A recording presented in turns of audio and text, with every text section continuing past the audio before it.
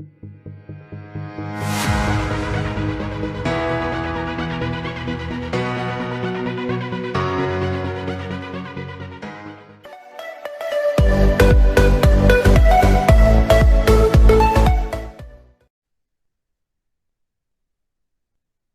noches a todos.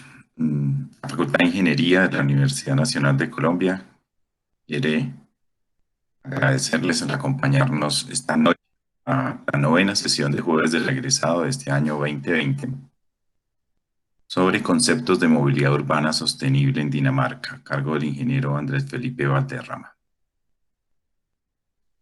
Esperemos unos minutos, él ya se encuentra con nosotros mientras terminan de llegar las personas.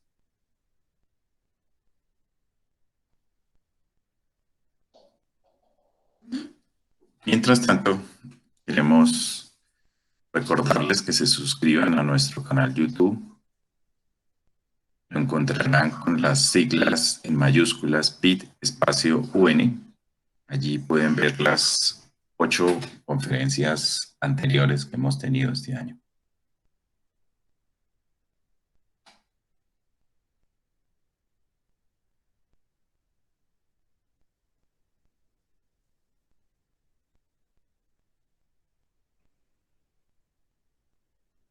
La novena conferencia del día de hoy se titula Conceptos de movilidad urbana sostenible en Dinamarca. Esta conferencia va a estar a cargo del ingeniero Andrés Felipe Valderrama Pineda. Andrés es ingeniero mecánico de la Universidad de los Andes. Tiene maestría en Historia de la Tecnología del Imperial College de Londres y doctorado en Diseño e Innovación de la Universidad Técnica de Dinamarca. Profesor asociado en el Grupo de Investigación Transiciones hacia la Sostenibilidad y Diseño del Departamento de Planeación de la Facultad de Tecnología y Tecnologías de la Información en la Universidad de Aalborg, Campus, en Copenhague. Actualmente coordina la maestría en Ingeniería de Diseño Sostenible. Su investigación se enfoca en transiciones hacia la sostenibilidad con énfasis en temas de movilidad y diseño con la gente. En particular, se interesa en asuntos de cambio sistémico en términos de conocimiento y ensamblajes sociotécnicos.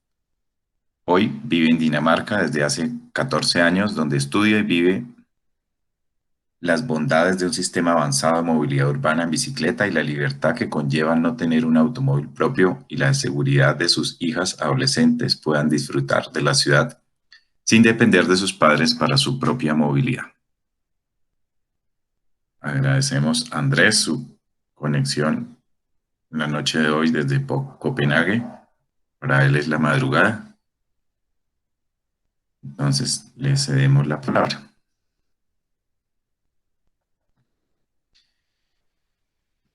Vamos a tener entonces 80 minutos la presentación. Posteriormente a la presentación, pues haremos las preguntas del público. Bueno, pues muchas gracias a William y muchas gracias a Juan Camilo por hacerme esta invitación. Es para mí un honor muy especial poder acompañarlos en esta noche, desde aquí, desde la madrugada fría de Copenhague, para hablar de uno de los temas que me apasiona mucho y que me alegra mucho compartir con ustedes. Ya les voy a decir un poquito más acerca de mí, pero por lo pronto lo que he pensado para esta conferencia es hablar de conceptos de movilidad urbana regional, porque el caso que escogí para hablar va a ser un caso regional. Estamos hablando de movilidad sostenible en Dinamarca y en Suecia, porque el caso que voy a mencionar es un caso de una región binacional entre Dinamarca y Suecia. Este trabajo que voy a presentar no es exclusivamente mío, también es parte de un diálogo y un trabajo que he venido desarrollando durante los últimos 3 años con mi colega Morten L. En la Universidad de Aalborg, entonces también el crédito va para él. Yo me eduqué como ingeniero mecánico en la Universidad de los Andes y me siento estafado. En esa época que yo estudié en la universidad todavía se podía pagar, no es la estafa que es hoy, pero me sentí estafado porque a mí me atrajo en la ingeniería, a la ingeniería mecánica el deseo de diseñar tecnologías mejores. Pero la ingeniería mecánica que yo estudié y que tuve que sufrir es una ingeniería mecánica comprometida con la industria automotriz. De modo que muchos de los conocimientos técnicos muy fascinantes de termodinámica, por ejemplo, de mecánica de fluidos, están diseñados para quienes van a entrar a trabajar en la industria automotriz. Y digamos que me siento muy desilusionado porque yo he venido descubriendo con el tiempo, en temas de sostenibilidad, que no hay nada más insostenible en el mundo que un automóvil a gasolina, porque es el peor diseño para movilidad. Y ahora más tarde les voy a explicar por qué. Entonces, esa es primero, yo soy muy, digamos, me gusta reflexionar sobre el tipo de conocimiento que impartimos y recibimos en la universidad y por, por lo tanto reflexiono mucho en la educación que yo recibí.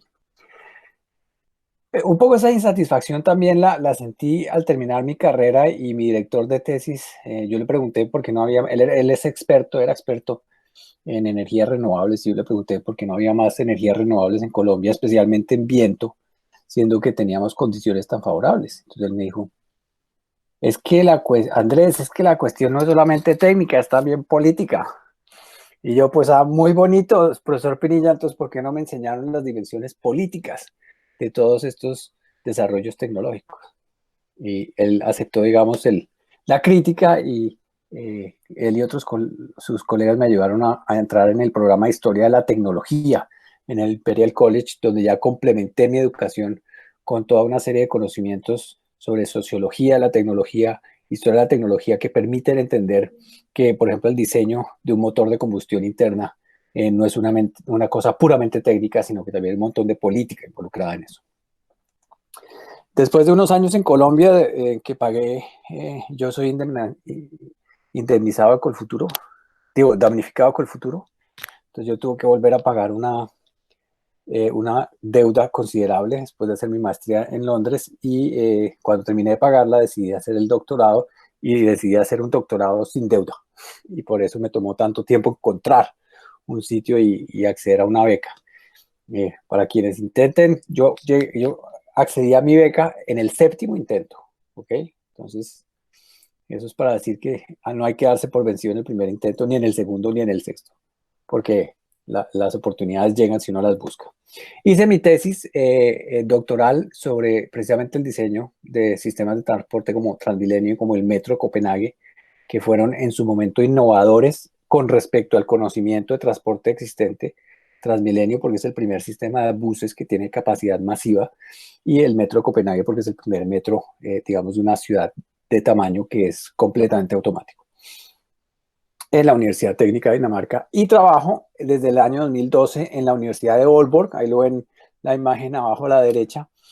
Esos edificios en los que ahora vivimos nosotros eran la división de software de Nokia, cuando Nokia tenía el mercado mundial de teléfonos celulares, y lo menciono porque en el caso que vamos a mostrar, voy a mostrar cómo Nokia, siendo la empresa que tenía el mercado mundial de celulares, no fue capaz de producir un teléfono inteligente que le permitiera seguir dominando el mercado. Y por eso perdió, no solamente perdió su papel dominante, sino que desapareció como empresa que produce celulares en casi todas partes del mundo. Muy bien, mis intereses de investigación son los siguientes. Los digo aquí porque, para que ustedes sepan, mi tema, y voy a hacerles una presentación sobre eso, es sobre transiciones hacia la sostenibilidad, con especial énfasis en movilidad. ¿Ok?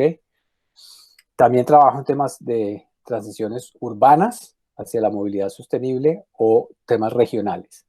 Y, eh, y también trabajo en temas de diseño de sistemas. Yo no soy experto en diseño de productos, hay muchos de mis colegas que lo son, pero yo soy experto en diseño de sistemas, pero no de sistemas en términos de sistemas digitales, sino en términos de sistemas que no se pueden reducir a un componente o a un producto, sino que estamos hablando, por ejemplo, de sistemas de transporte, de sistemas eléctricos o de sistemas de aguas, sistemas que involucran componentes humanos y organizacionales y cuyo, digamos, cambio y optimización requiere de procesos de largo aliento.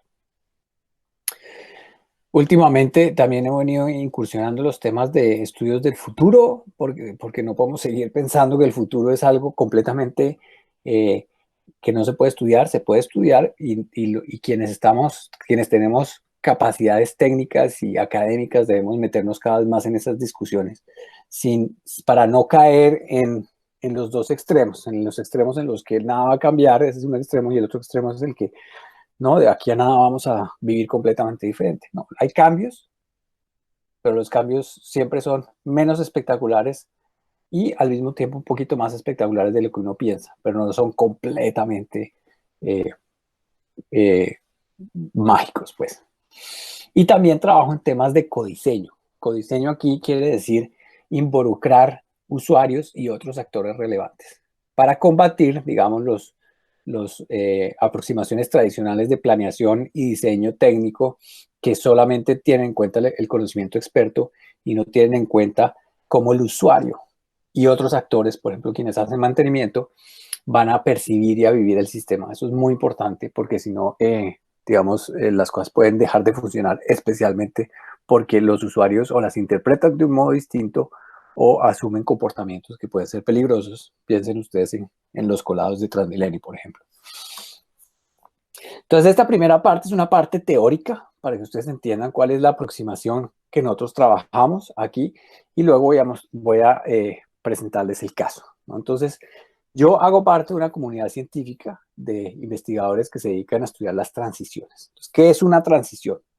Entonces, una transición parte del hecho de que aquí, como dice aquí en esta cita, los retos que tenemos hoy en día son unos retos grandes, ¿sí? Cuando hablamos de, por ejemplo, sobreconsumo, cuando hablamos, por ejemplo, de sistemas ineficientes de electricidad, de calefacción, de sistemas de edificios que requieren demasiados recursos, de sistemas de transporte que definitivamente requieren muchos más recursos de los que deberían para el servicio que se presta, o de sistemas de agricultura basados en el monocultivo que acaba con la biodiversidad. Estamos hablando de unos retos que no se pueden resolver con un producto o con una solución técnica simple.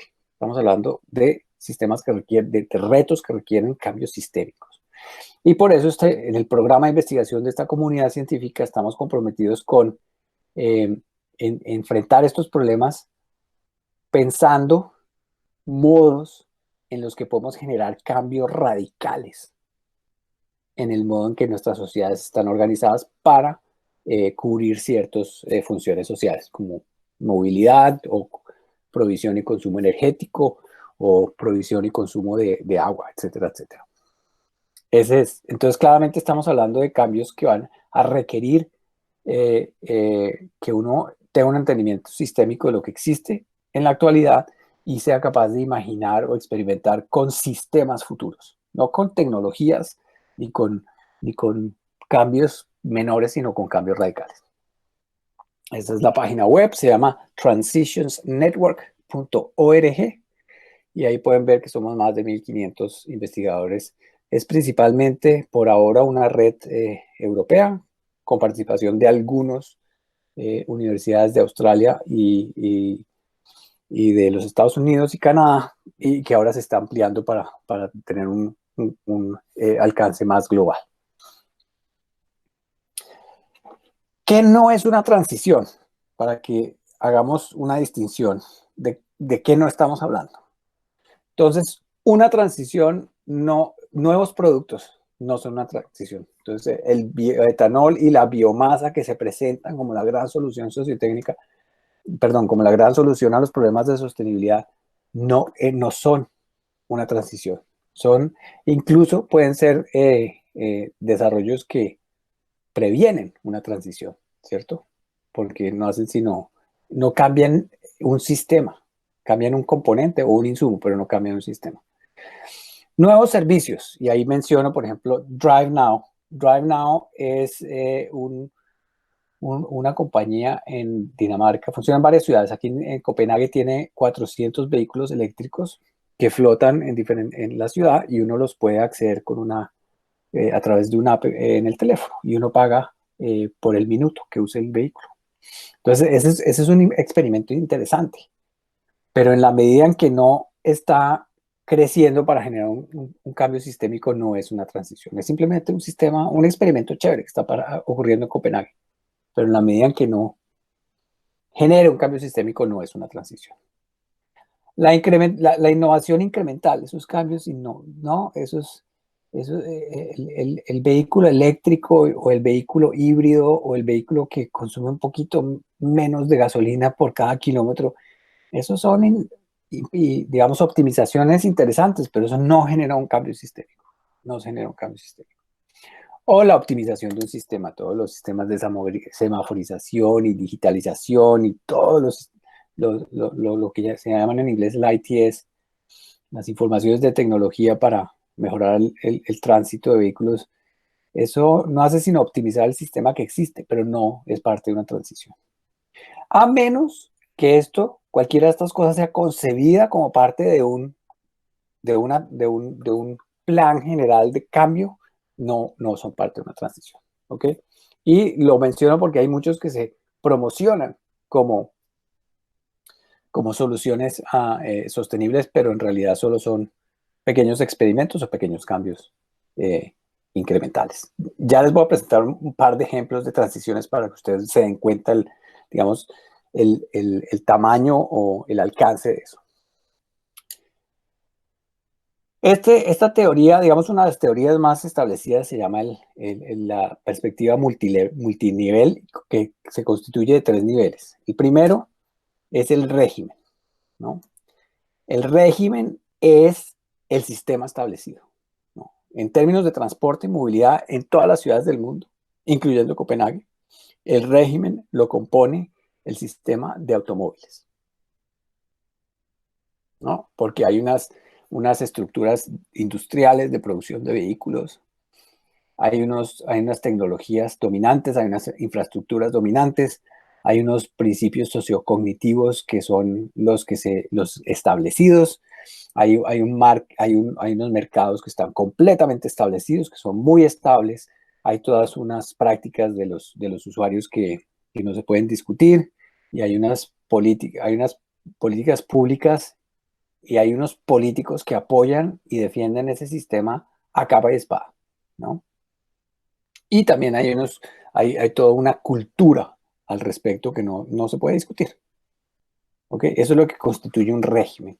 Y como lo digo, en Copenhague, en Bogotá, en Ibagué, en todas las ciudades que yo conozco, el régimen es el automóvil privado. Eso no significa que la mayoría de la gente utilice el automóvil privado, sino que la mayoría de la gente acepta que es el sistema al cual todos deberíamos aspirar.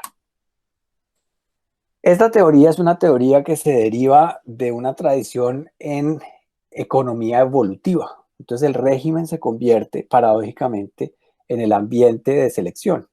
El régimen y los criterios que constituyen el régimen se constituyen en el criterio para decidir qué es bueno y qué es malo. Y eso es lo que hace que sea tan difícil generar alternativas. Y eso es lo que hace que haya gente que no tiene un carro, pero defienda el sistema del automóvil. Y eso es lo que hace que haya políticos que no son capaces de tomar ninguna medida de restricción del automóvil porque ellos consideran que ese es el sistema establecido y no se puede discutir y los votantes quieren eso y no les vamos a quedar mal. ¿Qué otras palabras utilizamos nosotros para referirnos a los regímenes? Pues sistemas establecidos, sistemas dominantes, en inglés también se usa la palabra de incumbent systems. El incumbent es el presidente de turno, entonces el sistema que está establecido. Y en este caso, que estamos hablando a nivel mundial, en todas las ciudades que yo conozco y que he trabajado, es el sistema de automóviles. Es el que domina, es el que establece las reglas de juego. Entonces, en esta teoría hay un nivel que se llama el nivel de los nichos, pero no nicho como nicho de mercado, porque un nicho de mercado no necesariamente va a crecer para dominar el mercado, pero en los nichos sociotécnicos son tecnologías nuevas que ya salieron del laboratorio, o sea, ya están funcionando allá afuera en alguna parte, pero que tienen dificultad para llegar al mercado dominante, entre otras porque normalmente los niches son alternativas radicales diferentes al sistema dominante. ¿Ok? Y eso es lo que hace. Entonces, por ejemplo, la bicicleta como medio de transporte urbano es un niche. Es un niche porque no es el sistema dominante. ¿Ok? Es un niche porque todavía tiene que someterse a las reglas del juego establecidas, que son las reglas del juego del transporte definido como movimiento de vehículos. Entonces tiene dificultades. A pesar de que tiene potencial, tiene dificultades para establecerse como el modo dominante. ¿Qué otras palabras utilizamos para decir para referirnos a los niches? A los nichos sociotécnicos. Hablamos de sistemas alternativos, hablamos de nuevos sistemas, hablamos de nuevas configuraciones que no son las dominantes, pero que tienen el potencial de afectar o inclusive reemplazar el sistema dominante, el régimen. Entonces, como ven, esta teoría combina como dos palabras, una que viene como de la teoría política del régimen y la otra que viene del mercadeo en los nichos, pero la idea es que es sistemas dominantes contra sistemas alternativos. Y aquí ven la gráfica eh, como, la, como la presenta Frank Giles y Johann Schott en su artículo fundacional en 2007. Entonces abajo tenemos las innovaciones de nicho que pueden y tienen la posibilidad de reemplazar el régimen. En el nivel de la mitad tenemos el régimen sociotécnico y en la parte de arriba tenemos lo que ellos llaman, lo que en inglés se llaman los sociotécnicos landscape, que son, digamos, eventos exógenos al sistema que uno está analizando, pero que pueden generar presión para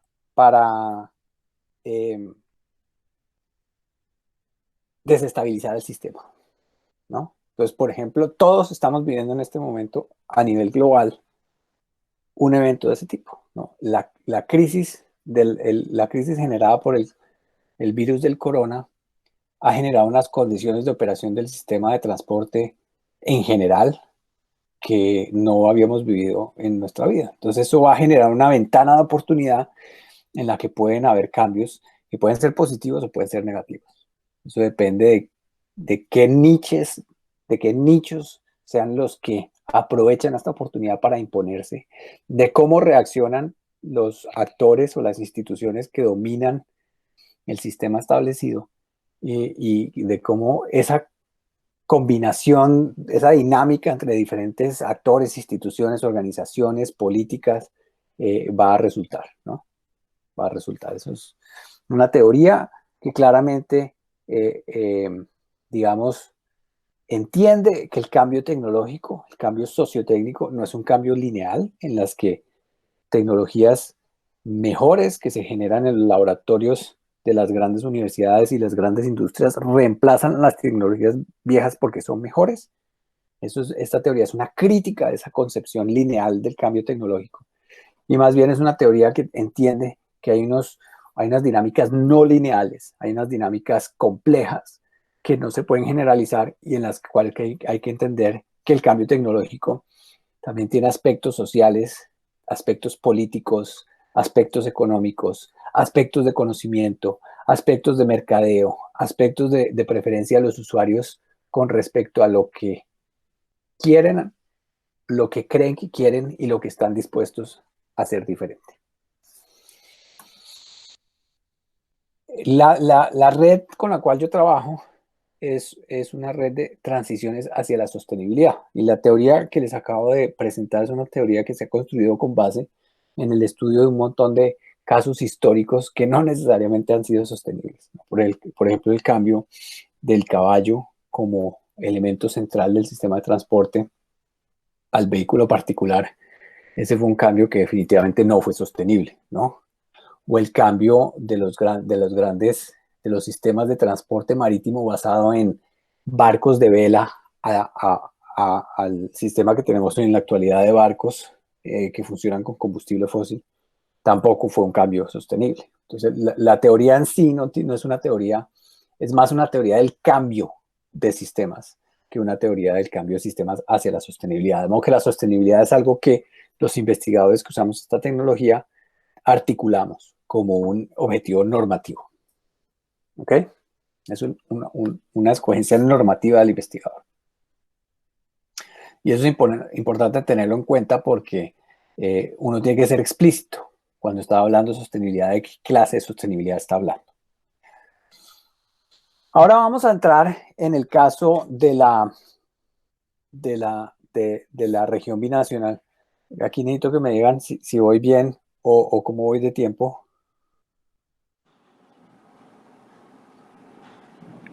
Karen. Creo que va bien. Sí, ingeniero. Muy bien, muy bien. Solo para chequear. Entonces, ahí tienen ustedes un mapa de Dinamarca. Entonces, lo que está en anaranjado es la región que se conoce como el Gran Copenhague.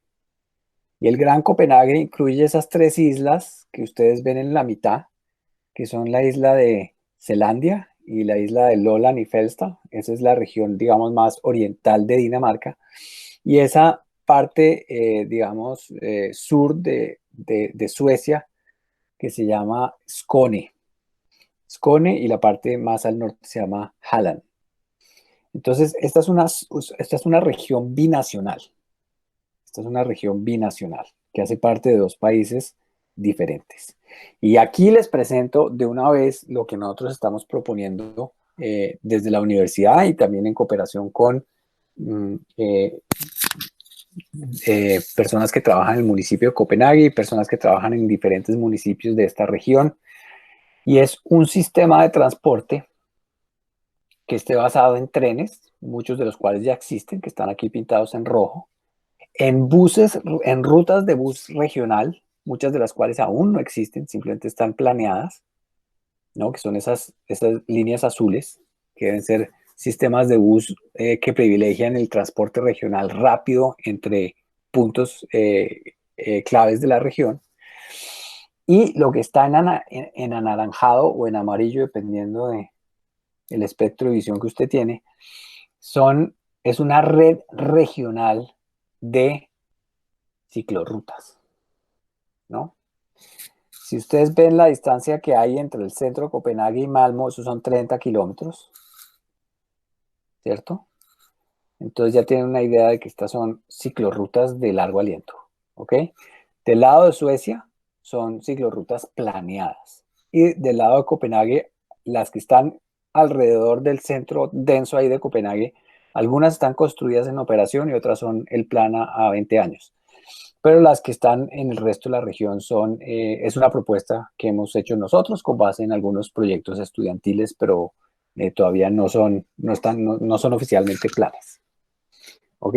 Pero esto es lo que estamos mencionando que puede ser un sistema de transporte a futuro en el cual se realiza, digamos, una pirámide invertida donde la prioridad está en los modos de transporte activos, la bicicleta eléctrica y las pedelecs, también el caminar. En segundo lugar viene el transporte público, que se puede combinar con los modos activos. Y en tercer lugar vienen los sistemas privados que se espera para en 30 años ya sean todos eléctricos. Entonces, les voy a presentar en este caso, cuando uno habla de transición, uno tiene que explicar qué es lo que está mal con el régimen. ¿Por qué es importante desbaratar y desestabilizar el régimen?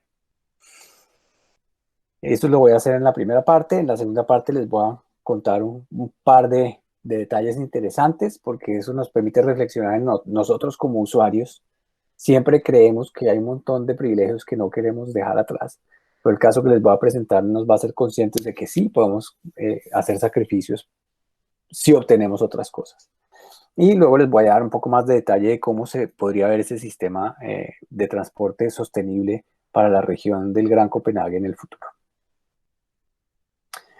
Entonces, ¿por qué hay que dejar el sistema de transporte basado en el automóvil atrás y hay muchos argumentos, a muchos de ustedes se los conocen. Yo quiero aquí a presentarles unos que considero que son nuevos, que son importantes tener en cuenta para que a uno no le tiemble la mano cuando hay que hacer todo lo posible por retirarle todos los privilegios que se le han dado al automóvil en todas las ciudades del mundo. El primero, y se los digo como ingeniero mecánico, ¿no? Que se ha dado cuenta que el juguete de adoración de casi todos los ingenieros mecánicos en el mundo es el monstruo más terrible que hay sobre el planeta Tierra. El, el carro de combustión interna, sea de gasolina, de diésel o de biocombustible o incluso de hidrógeno, es muy ineficiente. Es muy ineficiente. Cuando usted opera un carro de combustión interna a su máximo de eficiencia, a su máximo de eficiencia. Es decir, cuando usted es capaz de andar en una, digamos, carretera de buena calidad entre 50 y 80 kilómetros por hora en cualquiera de estos vehículos, esa es la velocidad a la que mejor funciona un carro. Y a esa velocidad usted está convirtiendo el 75% de la energía del combustible en calor y el 25% en movimiento. Movimiento del vehículo y movimiento de las partes del motor. Es decir, que por output, los carros de combustión interna, todos son máquinas de producir calor, no de producir movimiento, ¿no? Y yo cuando pienso en eso, entonces usted imagínese que de pronto pasa por enfrente de usted una persona en un carro lujoso, un Mercedes-Benz, un Audi, uno de esos. Usted, quiero que de ahora en adelante entienda que usted está viendo a alguien que está montado en una máquina de calefacción. ¿Ok? Porque eso es lo que más produce un automóvil. Cuando un automóvil está prendido y no se mueve, está convirtiendo el 100% de la energía que hay en el combustible en calor. No está produciendo movimiento. ¿Ok? Y como ven en la gráfica a la derecha, si no repensamos el diseño de los vehículos eléctricos, van a heredar esta distribución de ineficiencia, ¿ok? Porque esto tiene que ver con la configuración del automóvil, con el tamaño del automóvil, con el peso del automóvil, con la forma en que se gobierna, digamos, se opera el automóvil.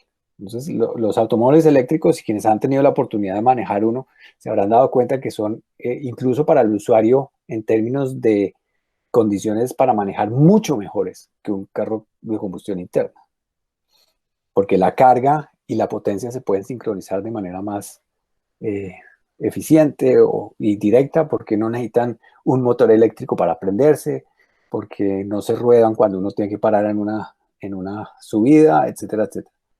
Pero siguen, si van a heredar esta distribución de eficiencia con respecto a las velocidades, si no repensamos el diseño de los automóviles. ¿Ok? Además que pues, esto ya es más que estudiado en el mundo, que la ocupación de los vehículos, incluso en ciudades como Bogotá, es inferior a su capacidad real. O sea, hay entre una y dos personas utilizando un vehículo que normalmente tiene una capacidad para cinco. Entonces, el automóvil particular, que es el eje central del sistema de transporte urbano en todas las ciudades del mundo, es una máquina extremadamente ineficiente, es una mala máquina, es un monstruo. Además, está diseñado para funcionar óptimamente a unas velocidades que no son compatibles con la ciudad. Y esto no solamente en términos de percepción. Este es un estudio que hicieron unos ingenieros de transporte en París sobre el consumo del espacio de vehículos en movimiento. No estamos hablando aquí de cuánto consume un vehículo parqueado, estamos hablando aquí de cuánto consume un vehículo en términos de espacio en movimiento. Entonces, fíjense ustedes, por ejemplo, eh, que la velocidad óptima, cuando uno tiene muchos vehículos funcionando en un área urbana, la velocidad óptima en términos de optimización del uso del espacio es 30 kilómetros por hora. Esto también es cierto para las bicicletas, entre otras, ¿no? Entonces, si esa es la velocidad óptima para el uso del espacio, entonces velocidades de 60, 70, 80 kilómetros por hora no son compatibles con la ciudad ni con el diseño del vehículo. ¿Ok? Entonces, en términos, y eso, las ciudades son muy, eh, digamos, deben ser muy celosas en el uso del espacio, porque el espacio cuesta. Entonces, cuando se permiten velocidades cada vez más altas, se le está dando automáticamente a los vehículos más privilegios en términos de espacio, que es uno de los recursos más escasos en las ciudades. Adicionalmente, y aquí tienen ustedes una imagen, este es el Consejo del Clima, del impacto climático en Dinamarca, ha hecho estos estudios de, digamos, un estimado de lo que consumen los vehículos en su ciclo de vida. Aquí calculado en términos de gramos de emisiones de CO2 por kilómetro. Entonces ustedes ven abajo que un carro normal, eh, y esto es un estimado, digamos, modelado, ¿no? No es medido, el medido debe ser mucho más alto.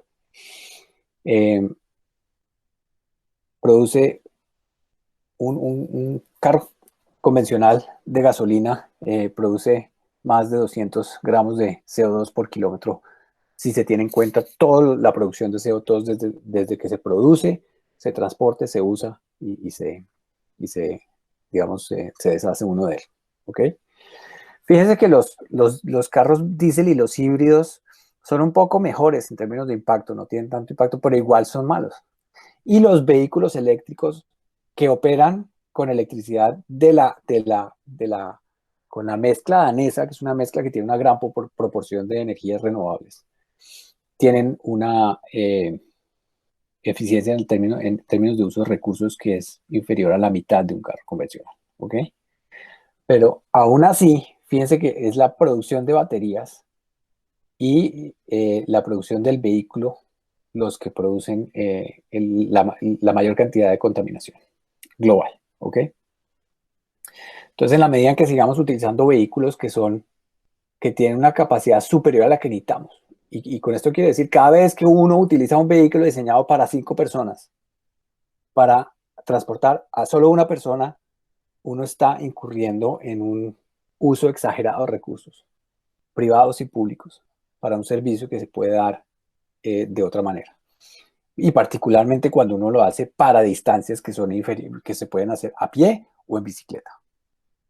En el caso de Bogotá es dramático, por ejemplo, que la distancia promedio de viajes en las ciudades de 8 o 9 kilómetros, que son distancias que se pueden hacer en bicicleta fácilmente. Para eso uno necesita un vehículo de 150 caballos de fuerza. Bueno, esto también está establecido desde hace varios décadas en la ingeniería de transporte en términos de eficiencia energética. Los medios de transporte que son más eficientes en términos energéticos son los modos activos. Además, porque la energía que viene de nuestro metabolismo natural, ¿no? Ya luego vienen los modos de transporte público colectivo más barato, el tren ligero y el bus, luego los más pesados, y como ustedes ven ahí, los vehículos de transporte privado están en un nivel de eficiencia energética que es casi comparable a la de un avión, ¿no? Entonces, eh, nuevamente aquí se ve que en términos de eficiencia energética, las ciudades están usando esta pirámide al revés. Y eso es mejor dicho, estamos basando nuestro sistema de transporte en la tecnología, que es la más ineficiente en convertir combustible en energía, en movimiento, que es la que consume más espacio, que es la que consume más recursos naturales en términos de ciclo de vida y que es la menos eficiente en términos de energía. Adicionalmente, y este artículo se lo recomiendo porque es un artículo muy completo que muestra cómo eh, por qué el sistema de transporte basado en vehículos mm, eh, personales privados es tan difícil de desarmar. Y entre otras, porque en términos de impacto económico, siempre se puede argumentar que invertir en carreteras y en transporte privado es bueno para la economía, porque genera empleo a la hora de construir esa infraestructura y porque cuando ya está creada esa infraestructura genera crecimiento económico. Entonces, son argumentos que apelan a todo el espectro político de economistas de izquierda, de derecha, de centro, de arriba y de abajo, porque todos ven en estos sistemas algún beneficio que se puede argumentar en términos económicos. Esto además explica por qué hay muchos políticos de formación técnica, economistas, que siguen muy comprometidos. Y también en ese artículo se menciona, entre otras, por ejemplo, cómo los grandes productores de automóviles han llegado a ser empresas tan grandes en los países donde existen que son demasiado grandes para no apoyarlos cuando están en crisis, porque donde se desbaraten, se desbarata la economía del país. Esto es algo que, por ejemplo, aplica a Suecia como país productor de vehículos, a Alemania, a Estados Unidos y a China. Además, los instrumentos de conocimiento que tenemos para apoyar las decisiones, y esta es una gráfica que muestra los análisis de costo-beneficio que se utilizan en Dinamarca. Esta gráfica aquí, si la pueden leer, es un análisis post, no pre, es un análisis post. Es decir, estos 5 proyectos de infraestructura ya están construidos y lo que se hace es un análisis de los beneficios económicos que han tenido, ¿no? Entonces, ustedes no pueden leer porque están danés, me disculpan, pero la primera línea de la tabla 3 de arriba lo que dice es, digamos, la tabla de arriba muestra los costos que generó, que los costos y los ingresos que generaron estas, uno es un puente y los otros son autopistas, y la tabla de abajo muestra el retorno para la sociedad, ¿no? Y la primera línea, esa primera línea, Tidsgevinsta, significa eh, eh, ahorros en términos de tiempo para el usuario. Y si ustedes ven esa cifra, en el caso de la primera columna, es 7.855 millones de coronas, es el estimado en ahorros de tiempo para un proyecto cuyos beneficios son 6.136 en total. Es decir, que la mayor parte de los beneficios económicos de unos proyectos de infraestructura son ahorro en tiempo para el usuario. Lo mismo para la última columna, que es el puente ese enorme que hay entre la isla de Shetland y la isla de Funen, que ustedes, ahí fue donde llegó Hans Christian Andersen, el famoso cuentista. Ese proyecto genera un retorno para el país de 264.000 millones de coronas, perdón, 288.864 millones de coronas, de los cuales 264.000 son ahorros en términos de tiempo. Entonces, estos análisis de costo-beneficio sobrevaloran el tiempo como elemento principal al calcular el retorno de un proyecto de infraestructura. Y esto hace que se favorezcan los modos motorizados sobre los modos no motorizados, porque por supuesto que uno se puede, si no hay tráfico y en las áreas donde no hay congestión, moverse más rápido en un vehículo automotor, pero eso no significa que sea el modo más sostenible y en efecto no lo es. Entonces, en conclusión, hoy tenemos un sistema de transporte, un paradigma, si ustedes quieren, donde lo más importante es minimizar el tiempo de transporte, porque se considera además que la movilidad no es una actividad deseable, sino una demanda derivada, es algo que tenemos que hacer para hacer algo más, que sí tiene valor, ir a la universidad, o ir al trabajo, o ir a una actividad de tiempo libre. Y ese es uno de los elementos. Entonces, la minimización del tiempo y todos estos análisis de costo-beneficio se basan en minimizar tiempo. Y el otro elemento que no se discute es el diseño del vehículo automotor, ¿no? Entonces uno diría, pero ¿por qué no hacemos vehículos más pequeños? ¿O por qué no hacemos vehículos asistidos? ¿O por qué no hacemos vehículos que no sean tan peligrosos para los peatones? Los vehículos tienen que ser de 4 ruedas y grandes y mejor que se parezcan a una tanqueta de guerra. Y esto no es un chiste. La mayoría de los vehículos, si ustedes los analizan, son vehículos que han sido diseñados originalmente para propósitos militares y luego han sido adaptados para la vida civil. Entonces, ¿cómo hacemos un cambio? ¿Hay algún ejemplo de alguna transición en la que hemos ido de un sistema que no es sostenible o que no nos gusta o que es inferior a uno mejor y cómo ha sucedido? ¿Qué ejemplos tenemos? Entonces aquí, en estas discusiones públicas, el único caso que se cita es el caso de fumar, ¿no? Y cómo ahora es más difícil fumar, entonces hay mucha gente que no está fumando. Pero eso no explica hacia dónde vamos. Eso no explica hacia dónde, cuál es el sistema deseable. Entonces les voy a mostrar un ejemplo de una transición, no creo que sea una transición sostenible o hacia la sostenibilidad, pero es una transición de un sistema a otro en la cual se evidencia que los usuarios sí estamos disponibles a asumir, digamos, o a valorar cosas de una manera distinta. ¿Ok? Entonces vamos a ver si funciona este ejemplo. Esta gráfica muestra el número, las ventas mundiales en miles de unidades de celulares y teléfonos inteligentes. Y cuando yo digo celular me refiero al Nokia viejito, que era chiquitico y que servía solamente para llamar por teléfono o para mandar unos mensajes cortos de texto. ¿Ok?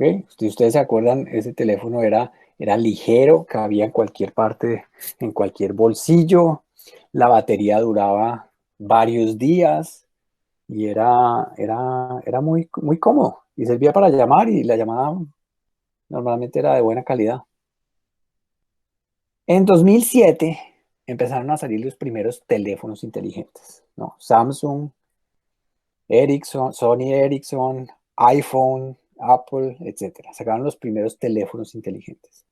Esos teléfonos inteligentes eran y siguen siendo teléfonos que eran más grandes, más pesados, tenían muy mala señal comparado con los Nokia.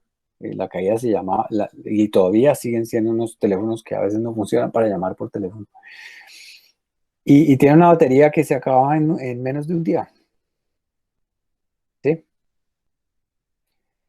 Nokia durante muchos años, desde 2007, 2008, 2009, 2010, no solamente se burló de los teléfonos inteligentes, porque ellos decían, no, lo que la gente quiere son teléfonos pequeños, con buena batería, con señal estable y para hablar por teléfono.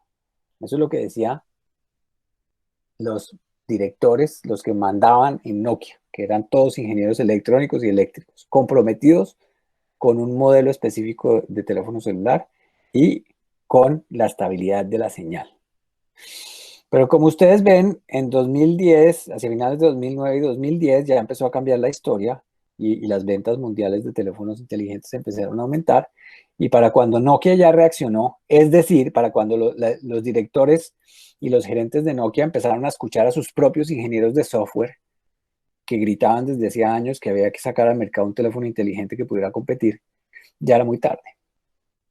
Y en el último cuarto del 2000, en el primer cuarto del año 2011 fue el último año en el que Nokia pudo sentarse en el mercado mundial de teléfonos celulares y de ahí en adelante empezó a perder el mercado sin vuelta atrás, mientras que la nueva tecnología explotó. Entonces, lo que quiero enfatizar con esto es que nosotros, los usuarios que nos cambiamos de los teléfonos Nokia viejitos a los nuevos teléfonos celulares inteligentes, y además cuando lo hicimos en 2010, 2011, 2012, cambiamos un teléfono que tenía buena señal por uno que tenía menos buena señal. Un teléfono que tenía una batería que duraba varios días a un teléfono que había que cargar todos los días o a veces varias veces en el mismo día. Un teléfono que es más pesado y más difícil de llevar y de poner y de guardar aquí y allá. Pero estamos muy contentos con ese cambio porque los teléfonos inteligentes nos proveen otras cosas, ¿no? Todos estos apps y todos estos servicios, los cuales nos hacen muy, muy felices. Pero esto muestra dos cosas también en estas dinámicas de transiciones. Uno, que las empresas que están sentadas en el sistema dominante, a ellas les cuesta trabajo producir el cambio. ¿ok? Incluso cuando tienen la capacidad de hacerlo, ¿no? Eso para decir que el transporte público y privado sostenible del futuro no lo van a construir Mercedes-Benz y BMW y Audi y Volkswagen, porque ellos lo que quieren es vender carros, ¿ok? Entonces de ellos no podemos esperar que vengan las soluciones. Y lo segundo es que si ustedes ven lo que ocurre durante el año 2010 y el 2011 es que Nokia siguió sus ventas incrementaron. Lo que quiero decir es que, y esto también ocurre en otras transiciones que uno ha visto en la historia, eh, antes de que una tecnología empiece a desaparecer, tiene una última era de éxito. ¿Ok? Eso ocurrió también cuando hubo esta transición de los carruajes jalados por caballo a los automóviles. Entonces, si ustedes ven, entre 1900 y 1910, siguió creciendo. Es una gráfica logarítmica, ¿no? Entonces, ese incremento en la venta y el uso de caballos siguió existiendo ya cuando existían vehículos particulares de combustión interna y eléctricos y de combustión externa. Ya es a partir de 1910 que los carros se imponen sobre los caballos y empieza a desaparecer la tecnología vieja. Entonces, no porque durante los últimos años haya seguido incrementando el mercado mundial de los carros, puede uno garantizar que va a seguir creciendo. Incluso puede ser que este sea el momento en el que ya pasemos lo que los expertos llaman el peak car, en el que ya la humanidad se da cuenta de que no podemos seguir produciendo y usando sus vehículos tan inadecuados y empiezan a morir la tecnología. Ahí quiero entrar ahora en el tema del diseño, un poco más en serio, ¿ok? Porque como este es Henry Ford y se le ha citado famosamente por decir muchas cosas, entre otras, que si uno le para bolas a lo que la gente quiere, pues la gente no sabe qué es lo que quiere. Entonces, si yo le hubiera preguntado a la gente qué es lo que quiere, ellos hubieran dicho que queremos caballos más rápidos, ¿no? Que eso era la ventaja principal de los carros de combustión a gasolina al principio, que eran más rápidos que los caballos. Pero eso también los hacía más peligrosos en las áreas urbanas. Pero esa fue digamos, la cualidad en la cual se montó la promoción de los vehículos. Pero lo importante aquí es entender que si nos seguimos preguntando, ¿no? Uno le pregunta hoy a la gente en Dinamarca, en Colombia, ¿qué es lo que quieren? Entonces la gente dice vehículos eléctricos, ¿ok? Y ahí tienen ustedes el Audi e-tron y como lo promocionan aquí en este artículo es como el increíblemente atractivo eléctrico, ¿no? Y ahí lo ven ustedes, asfalto, nada de naturaleza, un desierto. Si yo les pregunto en este momento quién está manejando ese carro, ustedes se imaginan que un hombre o una mujer, un hombre, ¿cierto? Blanco o de otra raza, blanco, ¿no es cierto? Entonces también hay todos unos imaginarios de quiénes son los que tienen derecho a estos vehículos y por lo tanto a los recursos y al prestigio y al estatus que eso conlleva. Porque esto en esencia es un vehículo de combustión interna, solo que en vez de tener un motor de combustión interna, tiene un motor eléctrico. Pero todo lo demás es igualito, porque eso es lo que la gente cree que quiere. ¿Ok? Pero ese problema también lo tuvimos hace 120 años. Entonces, este es un carro de combustión interna, diseñado por los hermanos Durgea en Springfield, Massachusetts. Ustedes todos conocen Springfield, Massachusetts, porque los Simpson viven en Springfield, Massachusetts. Y en Springfield, Massachusetts, fue una de las ciudades en Estados Unidos donde se consolidó el sistema americano de manufactura, que al principio se llamaba un sistema de partes intercambiables y luego fue el que dio origen al sistema de producción estandarizada. Entonces, fíjense, pero el punto con esta foto es que los primeros carros de combustión interna parecían carruajes sin caballos, por eso se les decía en inglés horseless carriages. ¿Ok? Incluso el timón, mire, no, eso era, pero nosotros seguimos pensando en lo mismo, porque esto que ustedes ven ahí es una camioneta Mercedes-Benz eléctrica. Pero si ustedes la ven, ustedes lo que ven es un carro convencional, solamente que ahí les indican que el vehículo es eléctrico. ¿Ok? ¿Por qué? Porque seguimos pensando la tecnología nueva en términos de lo que ofrecía la tecnología vieja. Pues seguimos pensando los vehículos nuevos en términos de los estándares de diseño de la tecnología anterior. Entonces, lo que quiero decir es que reemplazar el carro convencional con los carros eléctricos no va a resolver el problema de movilidad, porque igual vamos a seguir utilizando demasiados recursos para un servicio de transporte que se puede proveer con muchos menos recursos. Se va a generar, se va a seguir generando una congestión en áreas urbanas que paradójicamente genera unas velocidades de transporte que son inferiores a los vehículos, a las velocidades de transporte que se pueden eh, eh, alcanzar con vehículos no motorizados o simplemente caminando. Y además se genera una pobreza de movilidad en las áreas rurales. ¿Ok? Entonces, ¿cómo debe ser un sistema coherente? Un sistema, no estoy hablando de las partecitas o de las innovaciones o de las ideas locas que hay en China o de las visiones que saca 3M o Mercedes-Benz, lo que sea, porque eso generalmente solo son como aspectos marginales a un sistema. Pero ¿cómo es un sistema? Y aquí también es importante cuando uno mira hacia 2050, hacia 2050, 30 años, en 30 años cambian cosas, pero no cambian como a nivel de ciencia ficción.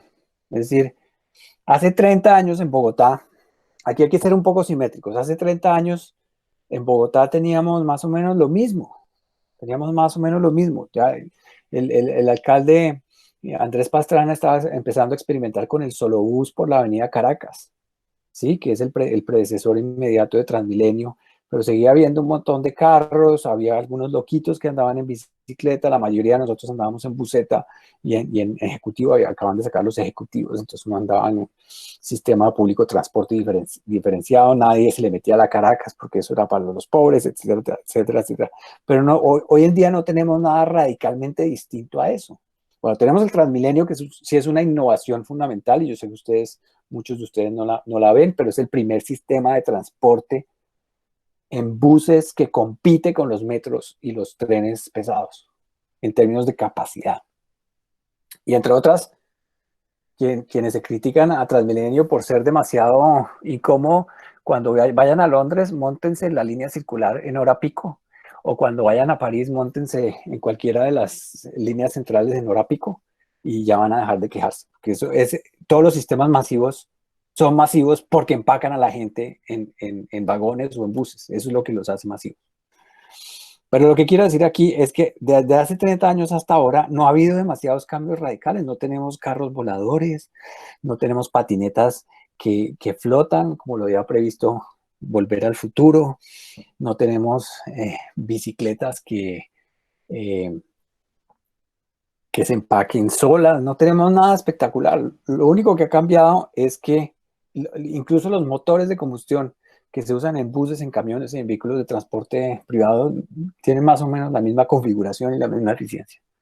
¿Ok? Entonces, cuando miramos 30 años hacia el futuro, hay que pensar en que de pronto hay un par de cosas diferentes, pero no vamos a tener ciudades flotando en el aire, ni estaciones en el espacio, ni vamos a conquistar Neptuno, ni nada de eso. ¿Okay? Entonces, por eso es importante ser también un poco como soñadores, ambiciosos, pero al mismo tiempo realistas. Y eso es lo que hemos venido haciendo nosotros aquí.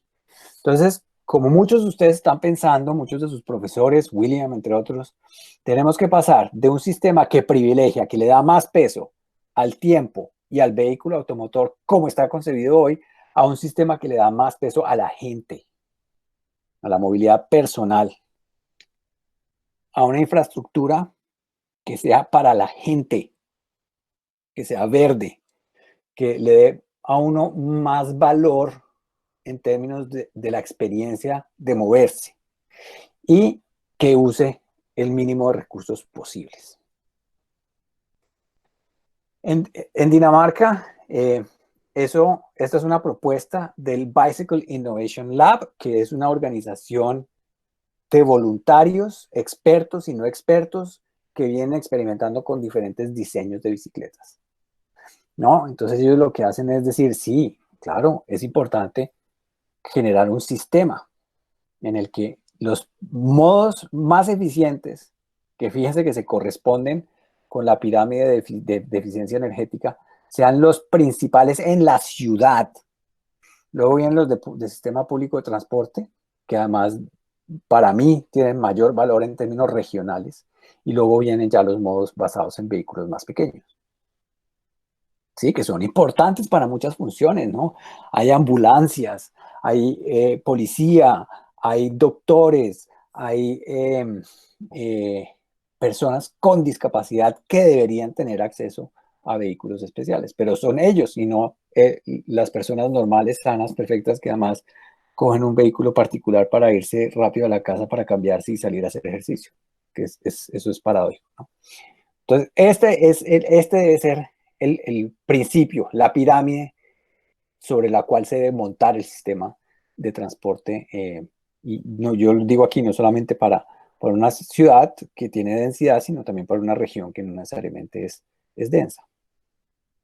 Eso significa que es importante ajustar el desarrollo de la infraestructura para favorecer vehículos más pequeños y velocidades reducidas, ¿ok? Porque la velocidad es muy contradictoria. Cuando uno hace una infraestructura que facilita la velocidad, también hace una infraestructura que facilita la congestión, ¿no? Y en muchas partes no se necesita. En una ciudad, por ejemplo, no tiene sentido que uno ande en un vehículo que tiene una capacidad de velocidad porque no la puede usar en una ciudad. En una ciudad la velocidad está determinada por el número de cruces y eso siempre va a generar una velocidad muy pequeña, así no haya congestión en términos de número de vehículos. Pero además hay una oportunidad para diseñar toda clase de vehículos, eh, eh, eh, eh, digamos, no motorizados o asistidos. Y aquí esta organización ha venido generando, por ejemplo, vehículos de reparto, vehículos para, aquí en Dinamarca y en Suecia ya hay un par de empresas que ofrecen trasteos en bicicleta. Tienen un par de bicicletas en las que pueden cargar hasta 200 kilos o más. Hay empresas que empiezan a transportar gran parte de sus mercancías en bicicletas simplemente porque es más eficiente y es más rápido. Pero ese tipo de vehículos empiezan a demandar una infraestructura que es más amplia, que no puede ser la ciclorruta de 1,5 metros de ancho, que ya empieza a ser se empieza a demandar una infraestructura en la que dos vehículos utilitarios de bicicleta, dos bicicletas cargo, como se conocen aquí, se puedan adelantar. Y eso ya genera una demanda especial sobre la ciudad. Hay una consultora aquí en la región, se llama Trivector, tiene oficinas en la ciudad de Lund, aquí enfrente, donde yo vivo en Suecia, y ellos han hecho este análisis. Es una empresa consultora experta en transporte, y han hecho este análisis de cómo debería ser la distribución modal de acuerdo a la geografía. Entonces, a la izquierda tienen ustedes la situación actual, a la derecha la situación deseada para 2050. En ciudades de más de 500.000 habitantes, la situación actual es que el 60% de los movimientos se hacen en bicicleta o a pie, mientras que el 14% en transporte público y el 27% en automóvil, ¿no? Y luego en ciudades más pequeñas cambia las proporciones, aumentando la proporción de vehículos particulares y reduciéndose las de los otros modos, particularmente y significativamente la de los modos no motorizados. Pero si vamos a tener un sistema sostenible que se corresponda con esta pirámide, es importante reducir el uso del automóvil en todas las zonas geográficas, ¿no? Y tenemos muy buenas razones y muy buenas alternativas para reducirlo el vehículo particular al 10% en las ciudades grandes y proporcionalmente en otras zonas, dejándolo en zonas rurales en 65%. Y aumentar la tasa de transporte público y la tasa de transporte no motorizado. Ahí puede haber una serie de diferencias debidas a que vamos a tener cada vez, por ejemplo, bicicletas más potentes y eso ya empieza a generar, digamos, un reto para este tipo de visión porque de pronto deberíamos tener otra categoría que se llame vehículos pequeños eléctricos o algo por el estilo. Y como les mostré al principio, geográficamente, esto es una foto de un modelo usando GIS, Geographical Information Systems, de modo que aquí podemos modelar distancias y tiempos y todo eso. Y esta es la propuesta que tenemos para el Gran Copenhague, que es un sistema que a nivel de región, ¿ok? Porque Dinamarca es importante precisar que Dinamarca hace 50 años era un país de bicicletas, pero igual que Holanda, pero eso desapareció. Y la bicicleta casi que desaparece a finales de los años 70 y lo mismo ocurrió en Holanda. Y a partir de los 70, especialmente a partir de los 90, ha habido un renacimiento de la bicicleta, pero en términos urbanos. Entonces, si ustedes me preguntan a mí, yo les puedo mostrar datos. Hoy en día, Dinamarca es un país que tiene ciudades donde la bicicleta es importante, pero a nivel de país es un país de carros. Y lo mismo aplica para Holanda. Pero lo que estamos mostrando aquí es que, sobre todo con el desarrollo que ha habido durante los últimos años en bicicletas eléctricas, en lo que se llaman pedelecs, que son bicicletas eléctricas que tienen capacidad para ir a 45 kilómetros por hora, y lo que puede venir después de eso, incluso vehículos que ya pueden tener una cabina y parecerse más a una bicicleta, a un huevito, pero que siguen siendo vehículos asistidos. Ya puede uno, si uno tiene uno de esas bicicletas y con una buena batería, ya puede uno hacer, ir al trabajo si uno vive a 30, 40, 50 kilómetros de distancia en bicicleta, sin necesariamente ser un deportista, ¿ok? Pero sí obtiene uno cierto movimiento. Entonces, ese tipo de cosas pueden llegar a ocurrir y en ese caso, las ciclovías llegan a tener también un valor regional, un valor regional. Aquí se puede pensar y se puede soñar en una red de trenes regionales porque ya existe, pero es una red que empieza a tener problemas, porque ya, por lo menos en Dinamarca, ha habido varios gobiernos que han privilegiado el desarrollo de la infraestructura para vehículos por encima del desarrollo de transporte público basado en rieles. Entonces, esa es una pelea que siempre va a ser constante. Para sacar esta discusión del ámbito de los expertos y poderla discutir con los ciudadanos es importante generar instrumentos comunicativos que permitan entender el valor de eliminar, de quitar los privilegios al carro. Y mi colega Robert Joseph Martin han generado estas visualizaciones, por ejemplo, estas fotos que muestran la situación actual a la izquierda y la situación que puede ser en el futuro si uno retira todos esos carros parqueados en la ciudad, que además, que entre otras, esta es una típica calle en Copenhague hoy en día, llena de carros parqueados sobre el andén, ¿ok? Pero si uno retira todos esos vehículos, puede haber más espacio para zonas verdes, para estar ahí, para compartir con los vecinos, etcétera, etcétera. En zonas suburbanas, en barrios, es el típico barrio suburbano en Copenhague, que es un desierto de asfalto, y las casas cada una encerradita en su propia cerca. Ese es un espacio perdido y es un espacio que además no se puede tocar porque por regulación no se puede tocar. Pero ya empieza a haber una serie de necesidades que hay que trabajar, ¿no? Entonces, si uno se imagina que dentro de 30 años ha bajado la demanda por el transporte privado 50-75%, porque hay unas alternativas que son mejores, entonces hay un montón de espacio aquí que se puede utilizar de otra manera. Ese garajito que ustedes ven en la foto de la izquierda, a la izquierda, si ya esa familia no tiene carro, en 50 años ahí puede construir uno un apartamentico chiquito. Para los estudiantes, por ejemplo, que en Copenhague es un problema, que los estudiantes llegan aquí y no tienen dónde vivir y tienen que sufrir por eso. Y también puede haber muchas más actividades. Todos nosotros hemos eh, jugado fútbol y microfútbol en la calle, pero eso ha sido como invadiendo el espacio de los automóviles. Pero en el futuro eso podría ser un derecho que uno tiene de entrada, ¿no? Aquí tienen una visualización, es un video.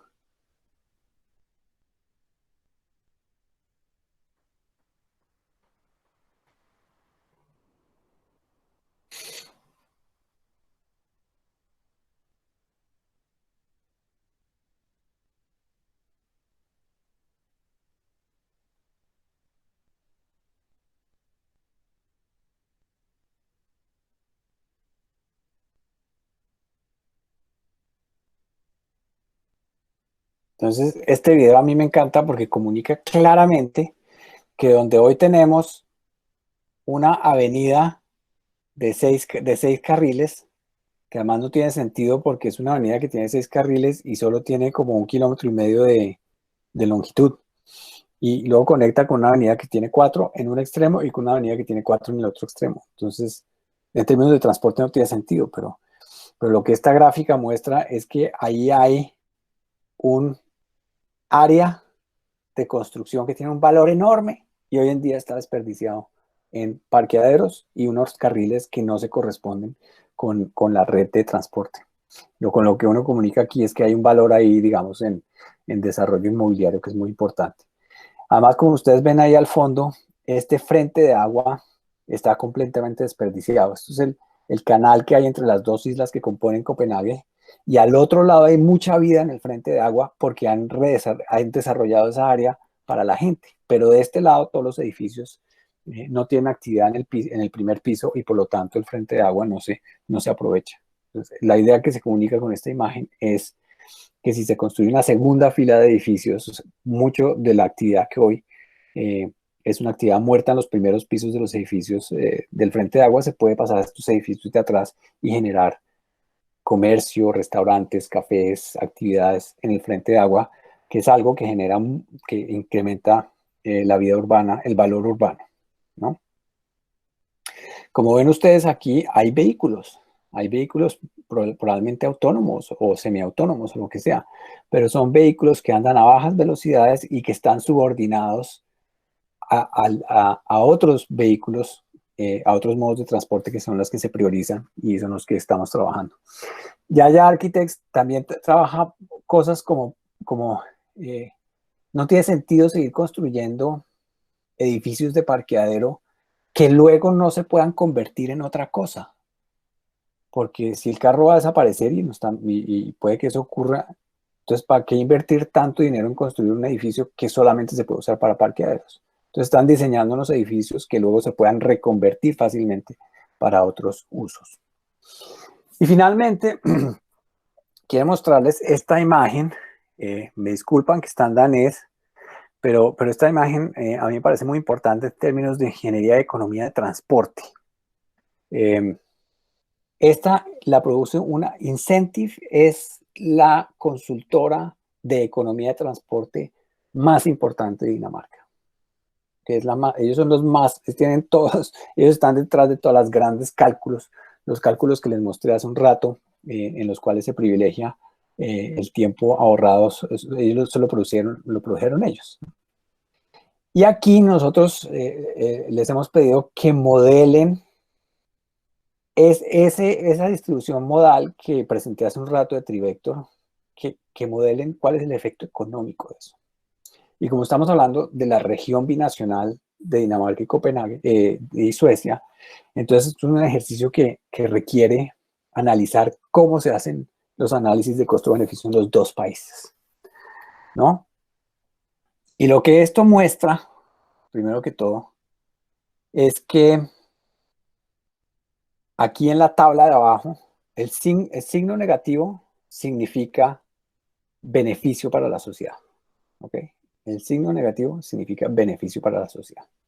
Entonces, si en términos regionales nos movemos de un sistema basado en el carro, donde el carro tiene el 55% de la distribución modal, a un sistema en el que solo tiene el 27%, y los otros modos, cada uno tiene un tercio más o menos. Que eso, entre otras, los suecos, para ellos ya es un plan. Para nosotros es una discusión aquí en Dinamarca, para ellos ya tienen el plan. Pero entonces fíjense que los análisis de costo-beneficio tienen diferentes unidades de costo en los dos países. Entonces, por ejemplo, los beneficios estimados en términos de reducción de CO2 tienen mayor valor en Suecia que en Dinamarca. Danske es Dinamarca, Svenske es Suecia. En Dinamarca, al monetarizar el beneficio estimado, aquí se le da menos peso. Los suecos están más avanzados en eso, ¿no? Y uno sabe que detrás de estas cifras hay digamos, una cantidad de investigación muy importante. Luftvereinigung, la columna de la mitad, significa contaminación. Y en eso los suecos también le dan un beneficio muy importante, ¿no? Entonces, para ellos podemos pasar de un beneficio de 828 a uno de 1861 en 50 años. Lo mismo en los otros. Entonces, en estos indicadores, generar este cambio modal es solamente positivo. ¿Okay? Pero la última columna es la bien interesante, porque en Dinamarca sí hemos avanzado en incluir en los análisis de costo-beneficio, por lo menos en lo que tiene que ver en los proyectos de infraestructura de bicicleta, incluir los beneficios de salud. Entonces aquí hay muy importante, si ustedes analizan, y esto lo hemos venido promocionando y diciendo muy durito, porque los proyectos de bicicleta generan el mayor retorno para la sociedad, cuando uno tiene en cuenta los beneficios en términos de salud pública. Y estos beneficios son términos de prolongación de la vida porque uno está en mejor estado físico o reducción en número de días en que uno deja de trabajar por estar enfermo. Perdón, incluye las dos cosas. Entonces ya empieza a haber una conexión ahí muy, muy concreta y metida en los instrumentos de conocimiento que fundamentan las decisiones de desarrollo de la infraestructura, de cómo la salud juega un rol, y un rol que es mucho más importante que los otros dos indicadores. Pero eso solo existe en Dinamarca. Entonces ahí es algo que en los que los daneses estamos contribuyendo, algo que los suecos no tienen hasta ahora. En conclusión, para producir un sistema de transporte sostenible y resiliente, yo diría, hay que, a nivel macro en la región, fortalecer y expandir digamos, la columna vertebral del sistema, las conexiones de trenes y las conexiones regionales de buses que todavía no existen. A nivel meso, hay que, digamos, prestar particular atención a los sitios donde los sistemas se encuentran. En esto los suecos son mucho mejor, los daneses son terribles. Las estaciones y las paradas de bus en Dinamarca son horribles, son unos sitios diseñados para que la gente esté ahí y se vaya rápido, ¿cierto? Pero esos son unos puntos muy importantes, porque si vamos a crear sistemas donde uno puede combinar para moverse de un sitio a otro en la ciudad, la bicicleta con el tren, o caminar con el tren, o caminar con un bus, con el tren. Entonces, esos sitios donde uno conecta, donde uno tiene que hacer una conexión, un transbordo, tienen que ser sitios que generan valor para el usuario. Y valor urbano, y valor en términos de experiencia, de comodidad, de otros servicios. Por ejemplo, en eso los holandeses son mucho mejores, porque tienen, digamos, una estación, uno puede comprarse un sanduichito, unas flores, unas cosas. Eso en Dinamarca está completamente descuidado. Y a nivel micro es importante, digamos, generar esa infraestructura a nivel regional que promueva los modos no motorizados o asistidos de transporte: caminar, la bicicleta eléctrica, las patinetas eléctricas, etcétera, etcétera, etcétera. Una reflexión final en términos de la crisis del COVID-19, el virus corona. Lo que está emergiendo ahora es un discurso de que tenemos que volver a abrir las economías manteniendo la distancia social. Y los productores de carros ya estarán preparándose para utilizar ese argumento para vender más vehículos. Pero, digamos, el coronavirus, hemos visto que produce muertes tempranas, es decir, que mata a gente o que ya está enferma o que está vieja y que igual se va a morir. Uno lo puede decir, digamos, en esos términos. Pero eso es lo que hace la contaminación también. Entonces, de alguna manera, el coronavirus lo que ha hecho es volver visible el viejo problema de la contaminación, que se había invisibilizado mucho. Entonces, hay muchas ciudades, como lo expresa la nota de la derecha, que han impulsado la bicicleta como una tecnología de transporte que permite el distanciamiento social. Y yo creo que es importante apoyar todas esas iniciativas. Ciudades como Bogotá, como Milán, como Berlín han establecido ciclorrutas permanentes para ampliar la capacidad del transporte en bicicleta, ciclorrutas, perdón, temporales, y algunas ciudades ya están empezando a pensar en que esos ciclorrutas deben convertirse en permanentes, y yo creo que eso es lo que hay que hacer, porque lo que demuestra esta teoría es que cuando hay digamos, una de esas presiones exógenas, hay una ventana de oportunidad, pero eso no indica que las cosas se van a ir en una dirección o en la otra. Eso depende de cómo los demás actores reaccionan. Y si nosotros dejamos que sean las empresas que producen carros, que claro que están interesadas en vender más carros, porque es ahí donde tienen la capacidad instalada, aprovechen este discurso para vender más carros y generar un sistema de transporte que es todavía peor al que tenemos hoy en día, o aprovechamos esta ventana de oportunidad para darle impulso a esos modos de transporte que no solamente son más sostenibles, sino que además pueden generar una sociedad más saludable, que es lo que necesitamos hacer, no solo en términos de la crisis del corona, sino en general. Eso es lo que tenía para ofrecerles el día de hoy. Muchas gracias por su atención y ahora estoy dispuesto a responder algunas preguntas si las tienen. Muchas gracias, Andrés. Tenemos 11 preguntas por acá, vamos a proyectarlas. Bueno, son 11 preguntas en total. La primera, ¿por qué en Latinoamérica no se implementan los buses de 2 pisos? Sí, esa es una buena pregunta y yo no tengo la respuesta. Puedo decir que digamos, a mí me parece que cuando uno pide o solicita buses de 2 pisos, uno está pidiendo más que mayor capacidad en los buses, mayor comodidad. Y yo pienso que eso es un deseo válido, pero para viajes largos. Porque si uno va a ir a montarse un bus para andar 3 cuadras o 4 cuadras o incluso 15 cuadras o 20 cuadras, que 15 cuadras o 20 cuadras son 2 kilómetros, eso es algo que se puede caminar o se puede andar en bicicleta mucho más rápido, no tiene sentido. Algo que ha ocurrido en Londres es que la bicicleta ha reemplazado muchos viajes en transporte público porque la gente se da cuenta que es más rápido. Y en Copenhague, la principal razón cada 2 años se hace una encuesta de satisfacción. La principal razón por la que la gente monta en bicicleta es porque es más rápido, no es porque es más saludable, ni porque es mejor para el medio ambiente, ni porque cuesta menos, simplemente porque es más rápido. Y es que cuando uno lo piensa, yo por ejemplo, yo tengo una tía que vive en la 116 con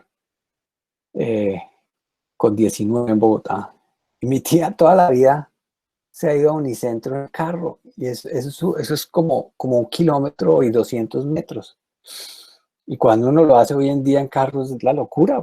Se demora un montón de tiempo encontrando dónde parquear. Pero si uno está caminando o en bicicleta es un viaje que es muy corto.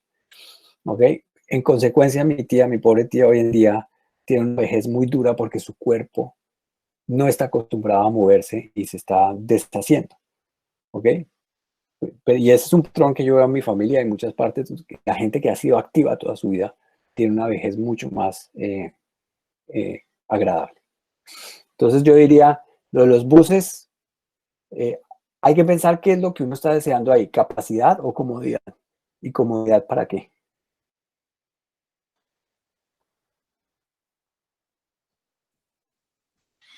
Bueno, la segunda pregunta.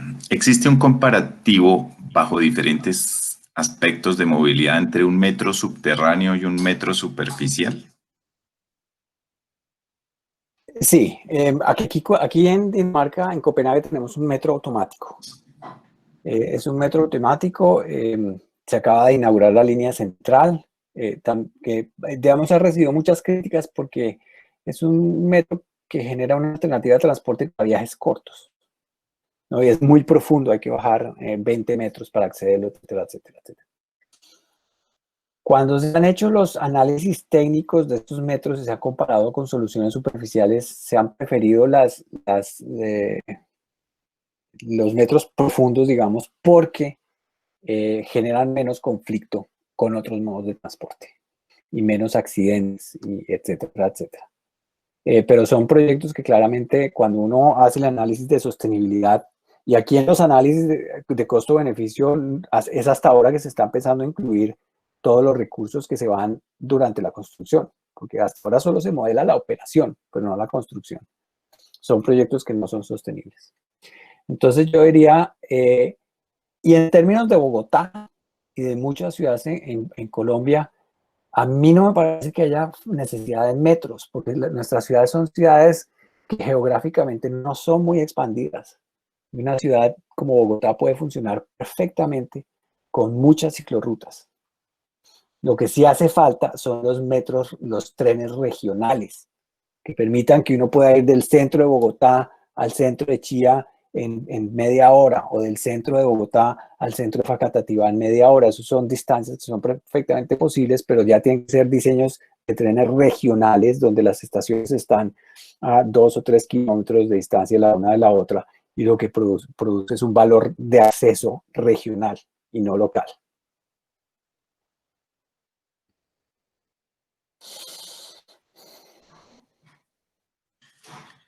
La tercera pregunta, ¿cuáles son las principales normativas para el diseño y uso de ciclovías en Dinamarca? Sí, aquí no lo tengo a la mano, pero hay una normativa, digamos, más que una normativa, una heurística. Hay unas guías que se han venido estableciendo y las utilizan los municipios en colaboración con las organizaciones, las consultoras que han venido trabajando estos temas, pero son unas guías que establecen, digamos, comparan la distancia que hay con los otros medios de tráfico y qué es la velocidad que llevan esos tráficos y los volúmenes con el tipo de infraestructura que se debe construir, ¿no? Entonces, por ejemplo, la ciclorruta pintada en el piso, ¿no? Esta se recomienda para barrios donde hay bajo volumen y baja velocidad en los vehículos. Pero ya cuando empieza a haber más volumen, y si uno piensa en avenidas grandes en Bogotá, como la 30, como la autopista, como la Caracas, ahí sí se recomienda la ciclorruta dedicada, amplia y protegida para evitar accidentes.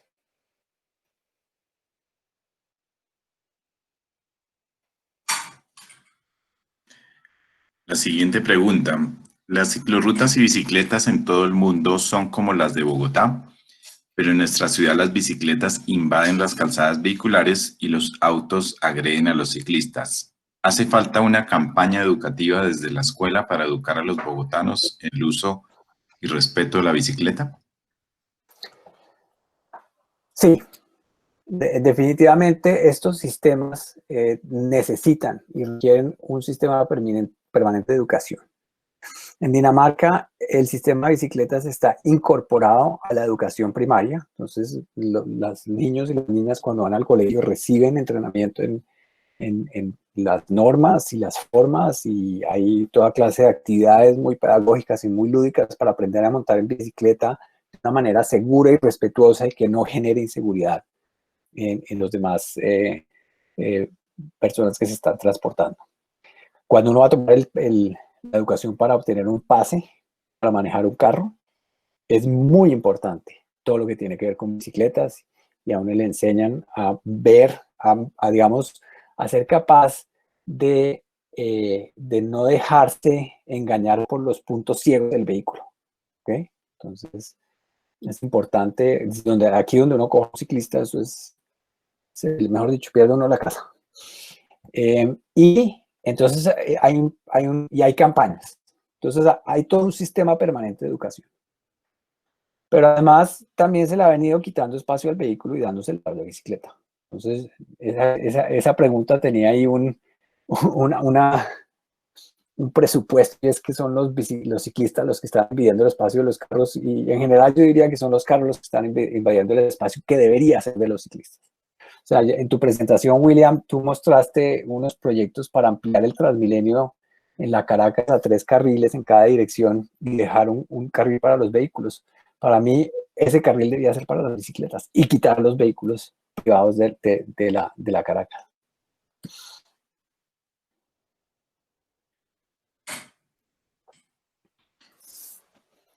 La siguiente, ¿cuáles serían las nuevas propuestas para los perfiles viales en una movilidad urbana sostenible?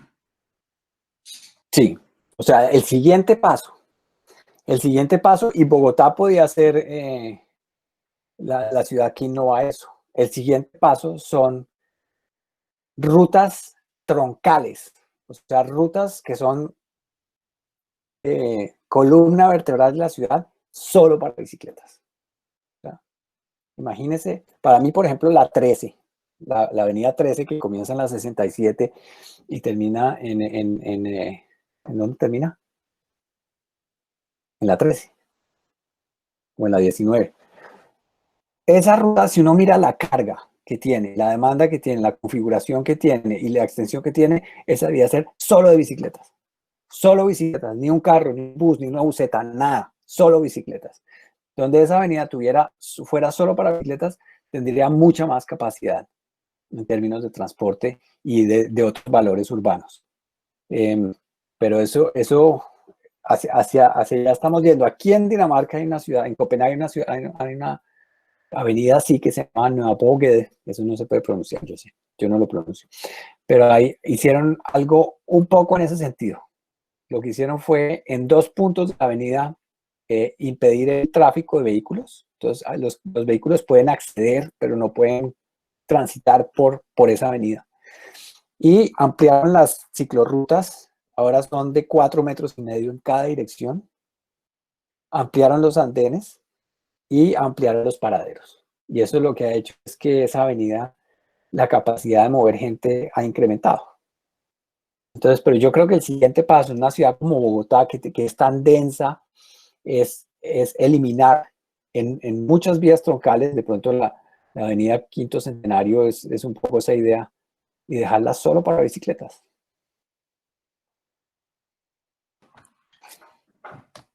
La sexta pregunta, ¿cuál es la relación entre la movilidad local o barrial y la lejana en la misma ciudad? Eh, digamos, aquí existe, digamos, en los barrios se genera una red de concentración de la demanda hacia el transporte público. Esa es, digamos, la lógica que existe aquí. Sin embargo, también porque hay un tipo de combinación de viajes aquí que también está teniendo cada vez más empuje, ¿no? Entonces, por ejemplo, hay gente como eh, mi colega Sting Hansen, él vive en una ciudad, pues en un punto no suburbano que queda a 30 kilómetros del centro. Entonces, lo que él hace es se viene por la mañana con su bicicleta eléctrica en el tren y por la tarde se va en bicicleta. Entonces, así él incorpora, digamos, un workout, un ejercicio importante en su rutina diaria y está haciendo un viaje en bicicleta de larga distancia. Eso y la red de superautopistas de bicicleta que les mostré, lo que estaba mostrando es que hay un interés en usar la bicicleta para viajes cada vez más grandes. Entonces, por eso es importante también empezar a complementar esa red local que concentra la demanda en el transporte público con una red continua que también permita los viajes de larga distancia.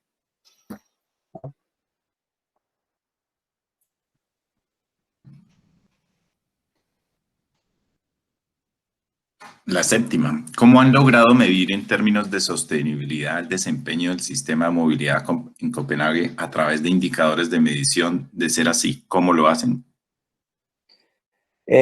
No hay, todavía no hay unos indicadores establecidos de sostenibilidad. O sea, aquí seguimos teniendo un sistema de apoyo experto a las decisiones que se basa principalmente en modelos tradicionales de transporte y en modelos tradicionales de costo-beneficio. Entonces, ese tipo de análisis de indicadores de sostenibilidad todavía no está integrado. Hay unos nuevos modelos, la ciudad de Copenhague está generando un modelo que se llama modelo Compass, que ya empiezan a ser diseñados de una manera, con una granularidad, por ejemplo, que permita medir de manera consistente la gente que camina, la gente que monta en bicicleta y beneficios relacionados en términos de salud, de emisiones y de contaminación local. Pero no es algo que esté establecido. La pregunta 8: ¿Qué mecanismos o herramientas de planeación han utilizado para evitar el error común de países como Colombia del ensayo y error? Ninguna. Aquí también ha habido ensayo y error. Aquí también ha habido ensayo y error. Eso ocurre en todo. Lo que sí se ha generado es unos instrumentos, digamos, cada sistema tiene una colisión que empieza a generar una continuidad en la forma en que se trabajan las cosas, ¿no? Entonces, a pesar, por ejemplo, de que no existe un sistema unificado para diseñar y administrar ciclorrutas entre municipios, los municipios son buenos para hablarse los unos con los otros, pero todavía existen problemas de cuando se quiere hacer una ciclorruta, por ejemplo, que atraviese dos municipios, sigue habiendo muchos problemas de coordinación. Pero, digamos, no hay que pensar que el ensayo y error siempre es malo. Lo que hay que pensar es cómo se puede trabajar los ensayos y los experimentos y las iniciativas para que vayan generando coherencia. Pero la coherencia no se genera de una, la coherencia se va construyendo progresivamente. Y eso es lo importante de ver aquí. Entonces, por ejemplo, como les digo, en los modelos de transporte la bicicleta todavía no aparece, pero el municipio de Copenhague y varios otros municipios han hecho este análisis, este conteo bianual y esta encuesta de satisfacción y ya se han empezado a poner de acuerdo en hacer las preguntas y las mediciones de la misma forma para que haya comparabilidad y todo eso. Entonces son iniciativas que vienen desde abajo. No hay que esperar que haya un ministro que desde arriba genere una herramienta que es la misma para todos. Se puede construir desde abajo también. La pregunta 9: ¿Cómo se implementa la política de seguridad vial Visión Cero para biciusuarios, teniendo en cuenta el alto desempeño de Dinamarca en seguridad vial y la vulnerabilidad que tiene el ciclista? Sí, eso no existe en Dinamarca. Aquí sigue habiendo 400, en el país 400 muertos al año, y de esos 120 son ciclistas. Y sigue habiendo análisis que le echan la culpa al ciclista. Entonces aquí no estamos ahí todavía.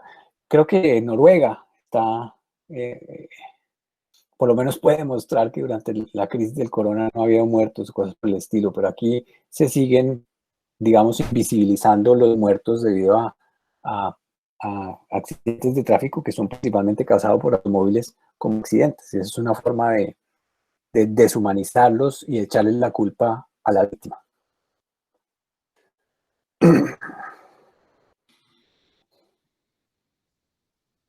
La número 10: ¿Cuál consideras la falla más grande de movilidad en gran parte de América Latina con respecto a Europa? Eh, yo creo que Europa y Latinoamérica están cometiendo el mismo error y es eh, modelar la infraestructura, generar y operar una infraestructura que privilegia el automóvil privado. Es, ahí Latinoamérica está cometiendo el mismo error que se está cometiendo en la mayoría de las ciudades europeas.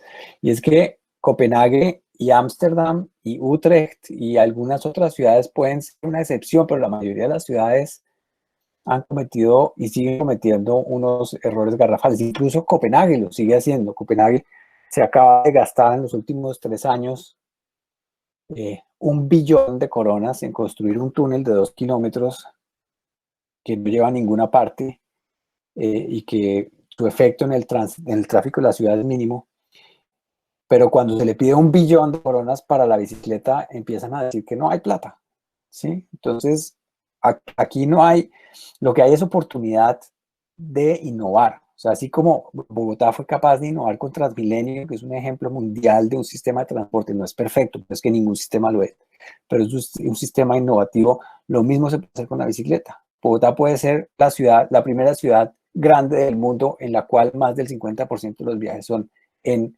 bicicleta y tienen todas las condiciones para hacerlo y para mostrar que eso tiene todo el sentido del mundo. Pero eso significa enfrentarse al paradigma dominante, que es la parte que es más difícil.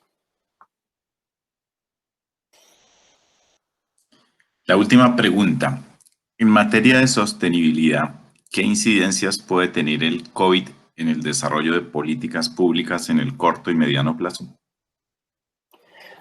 Pues como dije al final de la presentación, yo pienso que esto ha generado una ventana de oportunidad y hay que aprovecharla para empujar los desarrollos en el sentido en que se genera más sostenibilidad. En el sentido que se genera más sostenibilidad en transporte, en términos concretos, significa hacer todo lo posible por eliminar el carro particular, especialmente el carro de combustión interna, porque es una fuente de contaminación, es un uso injustificado de los recursos y además es una máquina que, como lo he dicho, es una máquina ineficiente, peligrosa y mal diseñada.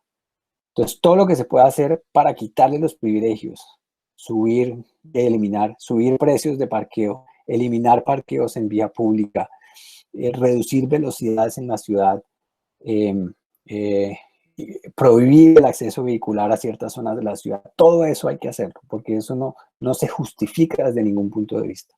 Y hacer todo lo posible por experimentar y ampliar temporal y permanentemente y con toda clase de excusas y de buenas razones la infraestructura que invita a que la gente monte en bicicleta y use la bicicleta para transportarse, porque ese es el modo más sostenible que hay en todo el mundo, ¿okay? Sin ninguna duda. Muchas gracias, Andrés, por tu presentación.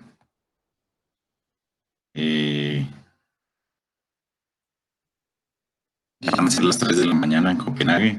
Muy interesante aquí en la Facultad de Ingeniería tener a un profesor desde esas localizaciones geográficas y pues quedaremos atentos a que pues en algún momento más adelante, en el año 2021, en algún momento pues puedas venir presencialmente, nos conozcamos aquí en la ciudad de Bogotá. A las demás personas pues les recuerdo suscribirse al canal YouTube donde quedan todas estas conferencias del jueves del egresado. Hoy tuvimos la 9ª conferencia y en 8 días seguiremos con otro tema muy interesante. Hasta luego, Andrés. Muchas gracias. Muchas gracias por la invitación, William. Un placer y un honor para mí.